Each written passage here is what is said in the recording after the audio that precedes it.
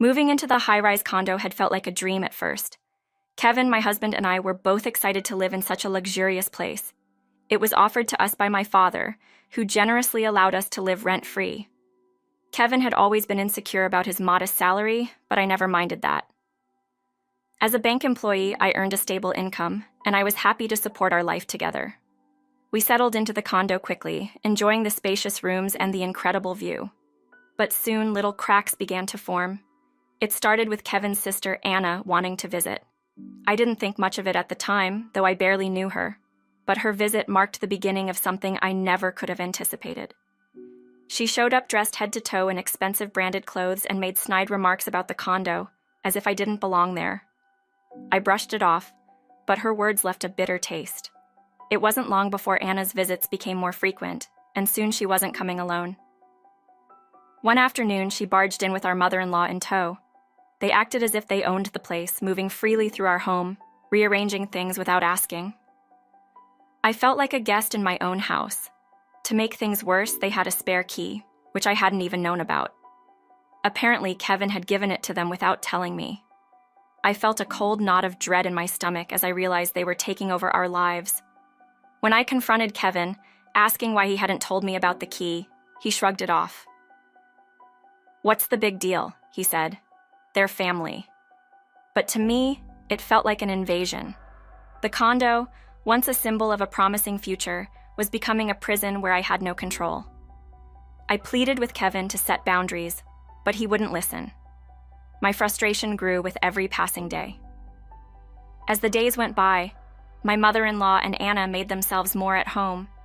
They helped themselves to the food in the fridge, moved our furniture, and treated the condo as if it were theirs. I was at my breaking point. I came home from work one evening to find them both lounging on the couch, laughing as though everything was perfectly normal. I couldn't take it anymore. I turned to Kevin and demanded that he put a stop to this. But instead of supporting me, he sided with them. "You're making a big deal out of nothing," he said, his voice cold and dismissive. His words cut deep. Kevin, who had once been kind and considerate, was now completely under their control. He had always struggled with self-confidence, but now it seemed he was relying on his family's approval at the cost of our marriage. I felt isolated and powerless, trapped in a situation I couldn't change. My marriage was slipping through my fingers, and Kevin was slipping away with it. One day, everything came to a head. I returned home from work to find the house in chaos. Boxes were stacked everywhere, and my mother-in-law was directing movers like she owned the place. "What's going on?" I demanded, my heart pounding. She looked at me as if I was being ridiculous. "This is going to be our home now," she said casually. "The rest of our things are arriving today." I stood there, frozen in shock. They were moving in, without even asking me, without any discussion. I felt the room spin around me as panic set in. I immediately went to Kevin, hoping he would finally stand up for us. But when I told him what was happening, he just laughed. "Oh yeah, that's today," he said, as if it were no big deal. "Didn't I mention it?" His nonchalance was unbearable. "You can't be serious," I said, my voice trembling. "How can you let them take over like this?" But Kevin didn't seem to care. He laughed it off, completely oblivious to the nightmare he was allowing to unfold. That evening, things took an even darker turn.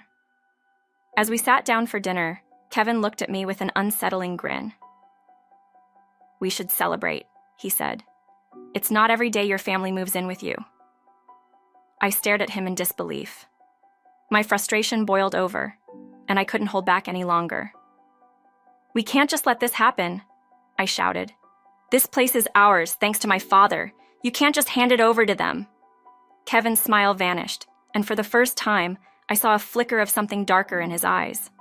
"What are you talking about?" he snapped. "This isn't just your place. We're married, remember?" The room fell silent as he stood up, his voice growing angrier. "You think you're better than me because you make more money? Because your dad gave us this condo?" His words cut deep, and I felt my heart sink. This wasn't the man I had married. He had changed, and it was clear he was no longer on my side. The confrontation escalated. Kevin's mother and Anna joined in, laughing at my attempts to stand up for myself. They were mocking me, treating me like an outsider in my own home. My mother-in-law, with a sneer, tossed an envelope onto the table. "If you hate living with us so much, why don't you just leave?" she said. "There's $10,000 in there. Consider it severance money." I stared at the envelope in disbelief. They were trying to buy me out, to kick me out of my own life. My anger reached a boiling point, but in that moment, something shifted inside me. I realized I didn't have to put up with this any longer. They thought they were in control, but they didn't know the full story. The condo wasn't even technically theirs to take over. It was in my name, a gift from my father. And suddenly, I saw an opportunity. "Fine," I said, grabbing the envelope. "I'll leave." I packed my bags and walked out, but inside, I was already planning my revenge. After leaving, I went straight to my parents' house. My father, always calm and supportive, listened as I told him everything that had happened. His face darkened with anger as I explained how Kevin and his family had taken over the condo. "We'll get them out of there," he said firmly. But I had a better plan. "Wait," I said, a smile forming on my lips. "I have an idea." I explained my plan to my father, and he agreed to help me. We were going to let them think they had won, at least for now. I contacted Kevin the next day and told him that I was transferring ownership of the condo to him. He was overjoyed, thinking he had finally secured the place for his family. What he didn't realize was that with ownership came responsibility, including paying the rent, which had been covered by my father until now. Kevin, oblivious to the real cost of living there, eagerly accepted the transfer. A month later, Kevin called me in a panic. "What's going on?" he shouted over the phone. "We just got a bill for $6,000 in rent." I couldn't help but laugh. "Did you really think you could live there for free forever?" I asked. "That was only because I was living there. Now that you've taken over, you're responsible for the rent." Kevin was furious. His family had assumed they could live rent-free in luxury, but reality was starting to sink in. I could hear the desperation in his voice as he tried to argue with me, but there was nothing he could do. The condo was no longer under my father's protection, and they had no way of affording the rent. Their greed had blinded them, and now they were paying the price. My mother-in-law got on the phone next, trying to guilt me into helping them, but I wasn't going to back down. "You tried to manipulate me," I said coldly. "Now you can deal with the consequences." The situation for Kevin and his family quickly spiraled out of control. They were drowning in bills they couldn't pay, and the pressure was mounting. But the worst was yet to come. A few weeks later, I discovered that Anna had been using my credit card without my permission. She had racked up thousands of dollars in charges, buying designer clothes and luxury items. Furious, I hired a lawyer and began preparing a lawsuit to demand repayment. When I confronted Anna about the theft, she tried to downplay it. "It's just a little shopping," she said, laughing. "Don't be so dramatic." But this was no small matter. It was theft, plain and simple, and I wasn't going to let her get away with it. My lawyer sent a formal demand for repayment, and soon the full weight of their actions began to hit them. Kevin's family was cornered, with no way out. Desperate, my mother-in-law called me, crying and begging for help. "We can't afford to pay all this," she sobbed. "We'll lose everything." But I wasn't moved by her tears. They had brought this on themselves, and I wasn't going to bail them out. "You tried to kick me out of my own home," I reminded her. "Now you have to deal with the consequences." My mother-in-law's pleas fell on deaf ears. They had burned every bridge with me, and now they were reaping what they had sown. It wasn't long before they had to move out of the condo. Without any money to pay the rent, they were forced to return to their old, dilapidated family home. Their life of luxury had crumbled around them, and they had no one to blame but themselves. The high-rise condo, once a symbol of their greed, was now empty. Meanwhile, my life was finally looking up.